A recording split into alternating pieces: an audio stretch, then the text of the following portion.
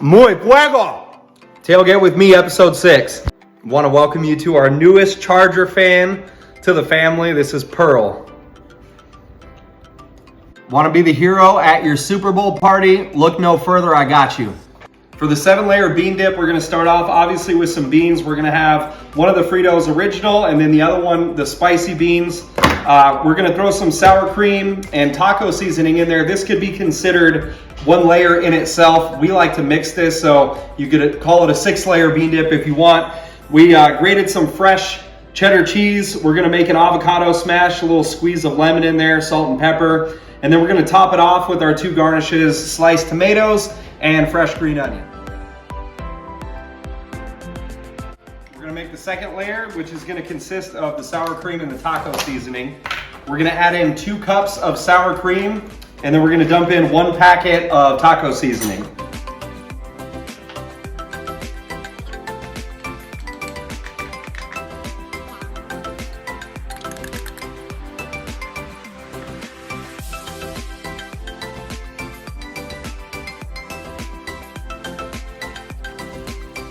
We're throwing in some Killer Hogs AP all-purpose seasoning. It's just salt, pepper, garlic.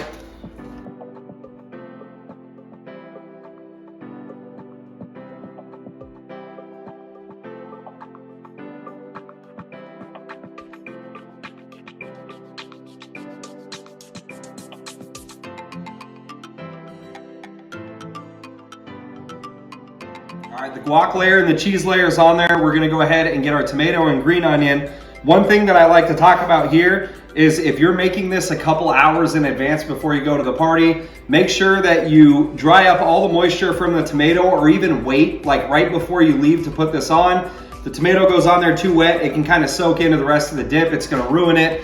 And how you can really ruin this is if you want to throw some nasty black olives on top. I know some people like to do that. We are not going to be ruining this dip. We're not putting olives on top.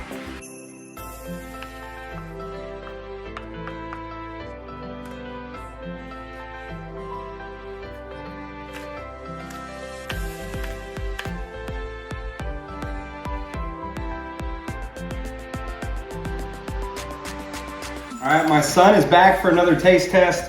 Just like I said, guys, this is super quick, really easy, but very effective. I promise you, everyone's gonna love you at the Super Bowl party, and let's see if kids approve. So Valor, go on for the taste test. Take the whole bite, don't. All right, the bite was super big. Now he's had time to swallow it, and he's ready for his reveal. What did you think of it? 5. 5? You just told us 8 off camera. Okay. What is it? 8.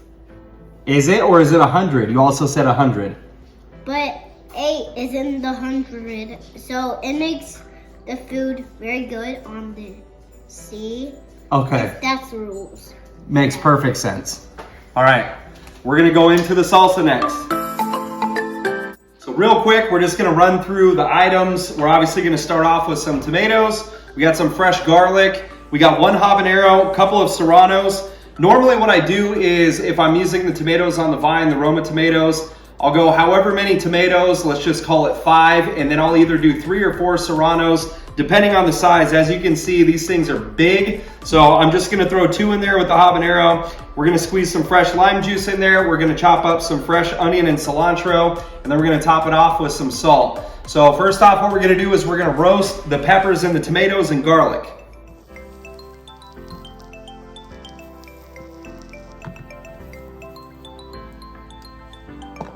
This recipe is 1 part roasted, 1 part fresh.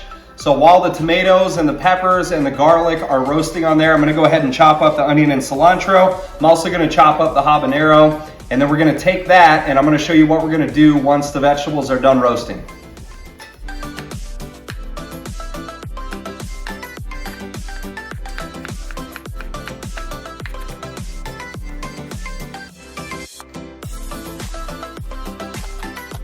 All right, now you can see that we got a nice char on the vegetables. Now what we're gonna do is you're gonna just grab a grocery bag, pour everything in there, and then what we're gonna do is we're gonna tie this up nice and tight, and we're gonna let the steam continue to cook it. And then after this sits in there, probably about 15 to 20 minutes, you can let it sit longer if you have time. We're gonna go ahead and peel off all the char that come on there, and we're gonna rinse it off in cold water.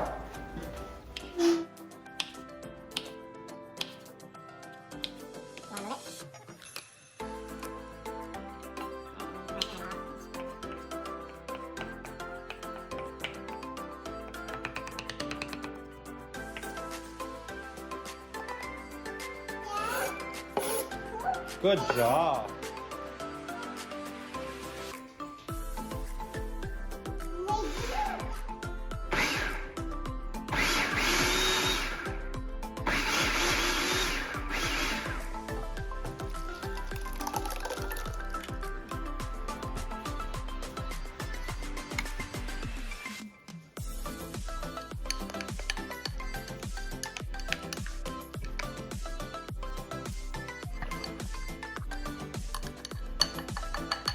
We're diving in for a taste test.